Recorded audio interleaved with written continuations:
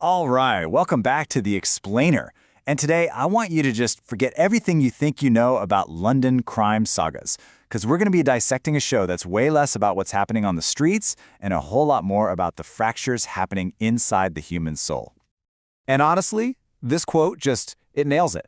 This is no mere gangster saga, it's a psychological chessboard. That's the key right there. This is for the 2025 Paramount Plus series MobLand.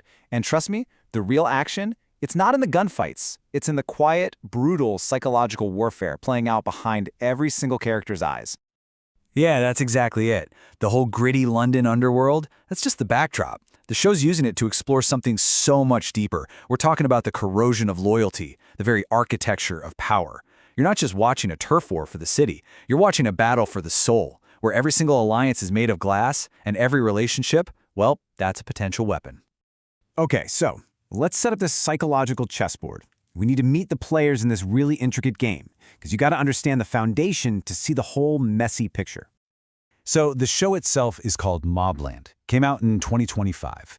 It was created by Ronan Bennett, but it has that signature, that sharp, witty Guy Ritchie style layered right on top as a producer.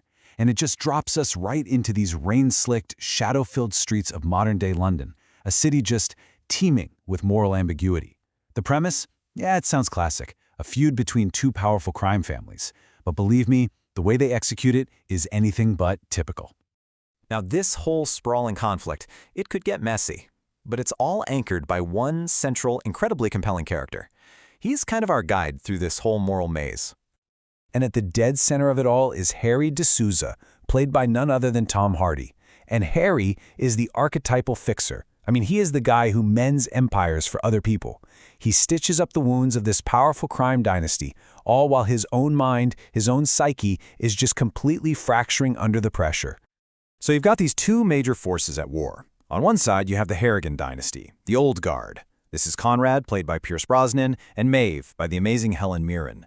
Think of them as this gilded decay, an empire built on old-world rules, simmering resentments. You could even say their power is a metaphor for a fractured post-Brexit Britain. And then, clashing with them, you've got the Stevenson clan, the upstarts. They're this new, chaotic force just challenging the entire established order. It's basically a perfect allegory for generational entropy. Old versus new, order versus chaos. Okay, so we've got the players. Now we can see what the real game is. And it's not about territory, it's not about money, it's about the one thing that's supposed to matter in the underworld, loyalty. And let me tell you, in this world, that currency is an absolute freefall.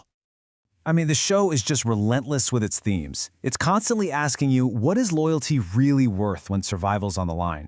It paints power as this ravenous beast that just devours its keepers. And inheritance?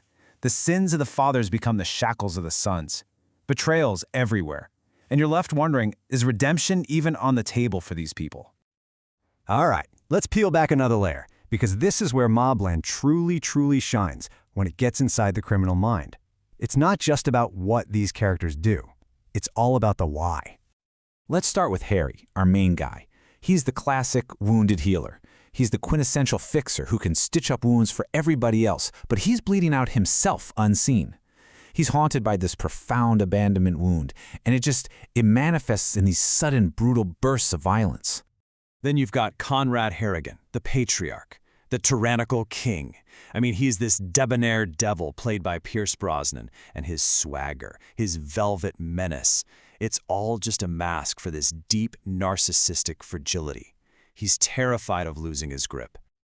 And of course, there's Maeve Harrigan, played by Helen Mirren. She is the devouring mother. She's like a lioness. And that maternal ferocity you see, it's really a defense mechanism. It's a study in narcissistic resilience. She weaponizes everyone else's weaknesses just to survive. So, the psychology is absolutely fantastic. But what makes this show a masterpiece of mood is its visual language, the symbols, how it tells its story without a single word of dialogue. Take a look at the color palette. This is brilliant storytelling. You see that crimson red? That's the peril of passion, the cost of ambition. The muted grays that cloak Harry's world, that's moral ambiguity, stagnation. And that emerald green you always see in Maeve's wardrobe, that is pure inherited cunning and power. And they do this with recurring visual motifs too.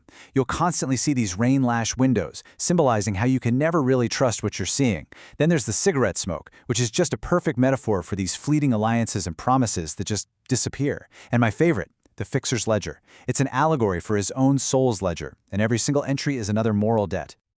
So, as you can probably guess, all this rich, complex storytelling, it clearly resonated, big time. This wasn't just some show that came and went.